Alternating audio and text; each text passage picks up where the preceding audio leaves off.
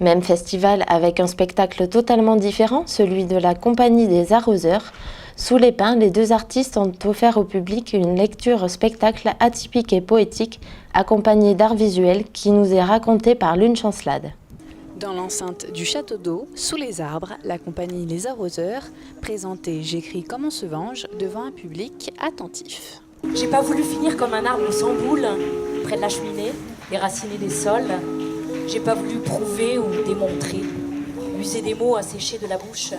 J'ai pas voulu répéter ce que je suis et qui n'est pas ce qui paraît. J'ai juste eu besoin de tremper mes larmes dans l'acide à cause de tout ce qui manque à mon bonheur. Le compte n'y est pas, alors j'écris comme on se venge. J'écris comme on se venge. C'est un spectacle avec des textes de Magid Cherfi qui sont tirés de 2 livres, La Trempe et Livret de famille. Donc un peu l'origine du projet, c'est Perrine Fèvre, qui est la directrice artistique des Arroseurs. Elle a lu ces 2 livres, elle a eu vraiment un flash. Et elle s'est dit, il faut absolument que je fasse quelque chose avec ces textes. Et le spectacle est né. Donc le spectacle, en fait, c'est la vision de Magid Cherfi qui a grandi en tant qu'immigré algérien dans une cité à Toulouse dans les années 70. Donc c'est sa vision du monde, voilà, c'est personnel. Donc son histoire dans la famille, dans la cité, son rapport avec ses parents, avec les études. La mère envisage pour ses enfants de s'élever dans la société, voilà. Mais absolument, c'est presque une injonction, quoi, c'est une obligation. Il y a le rapport aussi à la question de l'identité. Ça, c'est une grande question qui traverse un peu tout le spectacle. D'être beurre. Lui, par exemple, Magid Cherfi, il dit qu'il se sent plus descendant des Carolingiens que des tribus omeyyades. Voilà. Lui, il se sent, malgré sa filiation, voilà, il est d'origine algérienne, ses 2 parents sont algériens. Naturellement, il se sent français, voilà, et il discute de ça avec son ami Mohamed, qui sent autre chose, quoi. Un bleu de travail, c'était s'entendre dire « bouge ton cul, Mohamed ».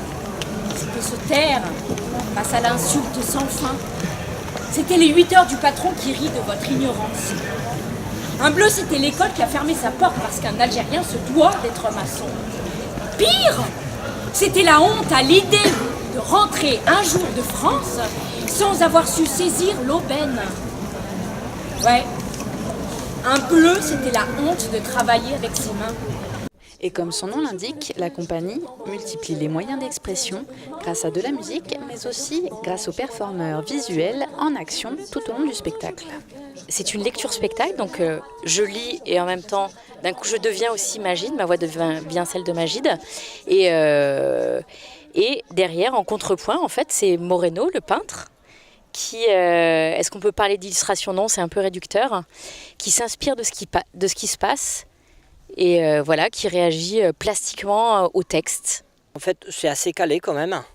Tout est assez, plus ou moins, il y a toujours une marge de liberté. Et les seuls moments, en fait, que j'ai un peu de liberté, c'est au moment où je vais vers le public.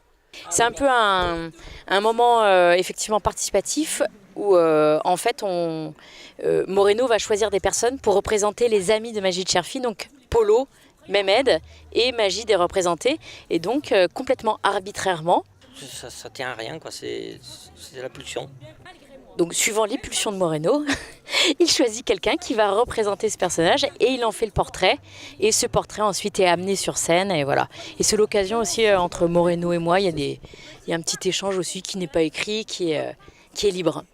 Et c'est envisagé un peu, c'est comme si ce décor-là, c'était un peu l'atelier du peintre et qu'on livre au spectateur comme une performance, comme si c'était un petit peu fait en direct. Le peintre inspire celui qui parle inspire le peintre. On est un peu dans cette simplicité aussi là. Un univers plastique mais aussi poétique qui se marie à merveille pour le plus grand plaisir des spectateurs. C'est être à la place de toutes les peines, le creuset de tous les espoirs. Écrire, c'est comme un paracétamol, un Paris-Brest, un aller-retour pour l'endroit de ses racines. Magid Cherfi.